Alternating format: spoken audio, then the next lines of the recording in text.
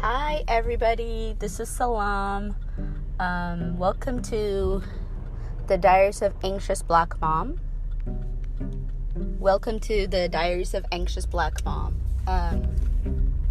Today is Thursday, August 13th, and we're still in pandemic. COVID-19 is still real.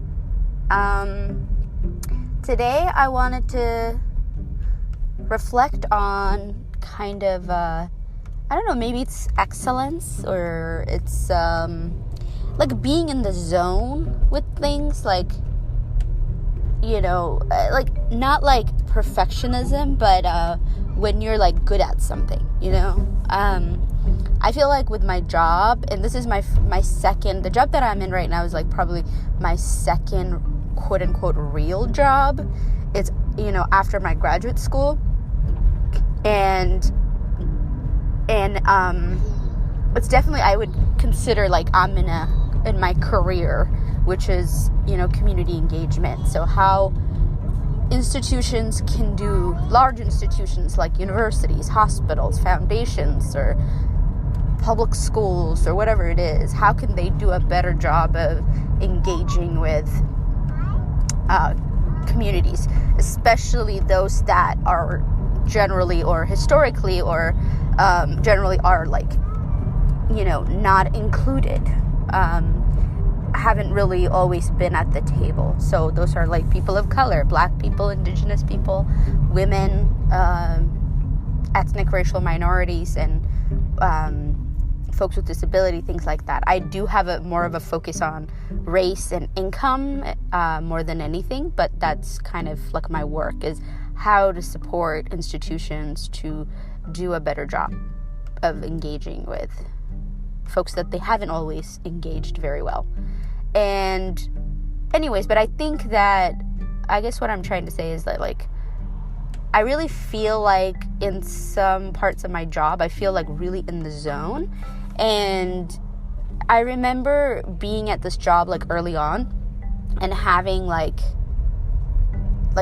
a lot of imposter syndrome feelings, like, even though like I have 2 masters, even though I have lived experience, I have work experience, I had great recommendation, I had worked so hard on the interviews, the application, and everything. When they picked me, I still was wondering, like, why did they pick me? And it was like really hard to convince myself that, like, I had to work very hard to convince myself that, like, I was good enough for this job. And it was, like, a little bit more of a bump from what I made before in my salary. So even that was, like, hard to comprehend. Like, whoa, like, whoa, like, they're paying me this much, like, and it's, like, and it's not that much. It's, like, I'm still getting paid very much non-profit payment salaries, whatever. So, but the fact that it was more than what I got paid before, I was just like, all that to say that, like, I had a lot of imposter syndrome about this role and about my ability to do it and all of that kind of stuff. But, a little over 2 years out, and I'm like, this is the work I'm meant to be doing. And it's actually, like, a lot of the time work environments actually end up limiting you, but, like, given more freedom, I probably can even achieve a lot more. So all that to say that, like, it's just interesting how time really kind of helps you clarify your strength. And I'm not saying like I'm the perfect anything or that I'm smarter than other people or anything like that, but I just think that, like, just the level of self-confidence that I had, the value that I gave myself and my skill sets were so low. And I bet they are still low, but they're definitely a lot better than where they used to be. And, there's very smart people who can talk about, like, why Black women, why immigrant women, why women in general talk about or think of themselves that way, even though they have so much to bring, and it has probably to do with the very thing I try to work on at my job, which is that institutions make us feel like we don't have something valuable to add.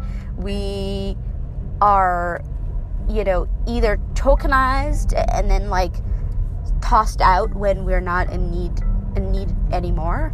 We are devalued in so many different levels. Subconsciously, people devalue you. Like, I'm sure you all can relate to being in meetings and you say an idea and then some other white guy, most likely a white guy, says what you just said, and then their whole room just thinks that what this person said is the most amazing thing they've ever heard, and you're just like, are you serious right now? Like, what? So there's many reasons why I had imposter syndrome. It wasn't like a psychological weakness on my part. It was just that I have been trained to think of my work not as valuable, but especially by like these sort of big institutions. And so, this idea that I had to work 10 times as hard in order to be as good as like an average white person or a privileged person in general. So it's really interesting. And what I can learn from that is that the way that things are evaluated, how our work is evaluated, how our value is evaluated in the marketplace, in the work market, is totally biased. And so I'm really working hard not to associate my value with my salary, my level of seniority at work. And I'm not saying that like I refuse to get a raise or something, or like I refuse to get a bump in title. Like, that's not what I'm saying. But at the same time, really know that is just some made up thing that folks came up with, and it doesn't define who I am as a person. Like, I could be Salam who stops working and I would still be Salam. I would still be the person that I am, the valuable human being that I am. That we're more than our job. It's just crazy that, I guess what I'm saying is time really does shift, and it's not only time. I do work on these things. Like, I think we talked about this, but like, I try to reflect. I do go to therapy. I read. I try to build myself up. I have a really good life partner who really helps me like talk through things and challenge the outside world that is telling us as a family, as individuals, that we're not good enough, that we should be like happy that we even have a job, or that we even get included at the table, or even get invited to the table at all, versus now I'm like, of course I'm invited to the table. Like, I'm valuable, I'm worthy, and if you don't invite me to the table, you're the one missing out, and I'm not saying like it doesn't impact me, but like, if you don't value my work, you're missing out as much as I am missing out, because I bring such a fresh perspective to so many things, and you're not cultivating that, you're not growing that, you're not benefiting from that. So as an institution, the institutions are the ones that are losing out.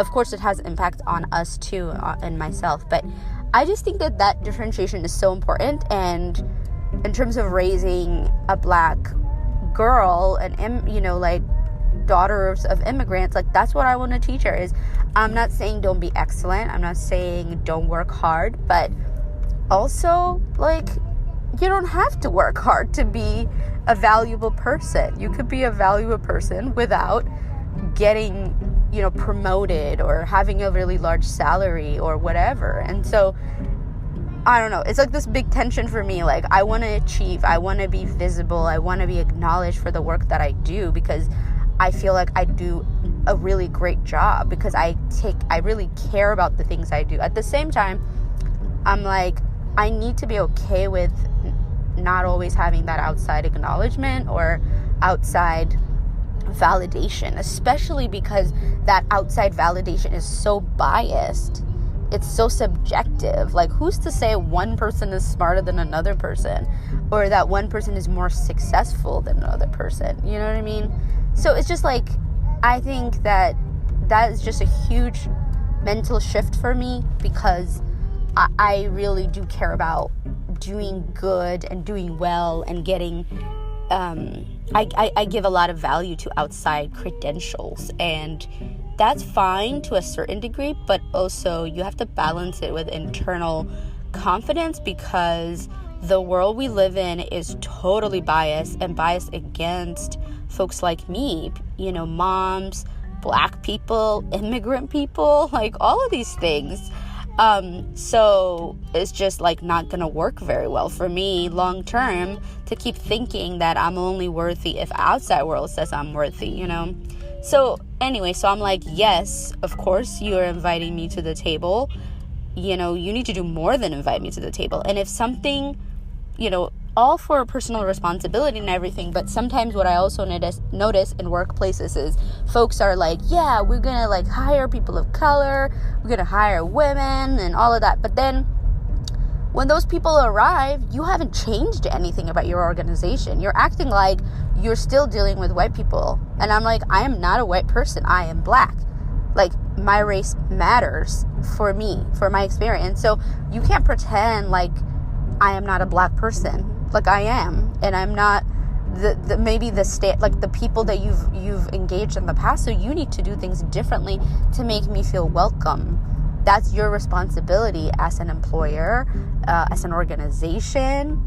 You know what I mean? Like instead of all the responsibility being on the people who are coming into the organizations. And so I think I just always have high expectation for myself, but then I think that I don't always hold the things in front of me accountable, and I take it personally, like, oh, I am not doing good enough, I am not, when in fact it's like, no, that's not the issue, right? So anyways, I hope that made sense to you all. I think it does. It made sense to me, which makes me think that it will make sense to some of you guys. But yeah, if you haven't, please rate this podcast on Apple Podcast. If you can rate it a 5, that'd be amazing. Give me a 5, because why not? A+ for effort. And also comment on the Apple Podcast, that just let me know what you think of some of the episodes that you listen to, what you want to hear. Just give me any feedback. I just want to hear from you. Thank you so much. And then if you could share this with a friend, if you have a sister, mom, like someone in your life who would enjoy these conversations, please share it with them. I would really appreciate that. So thank you so much, you guys. Have a great Thursday. Have a great weekend. And I will be calling you. We'll be talking soon. Okay. Until then, bye.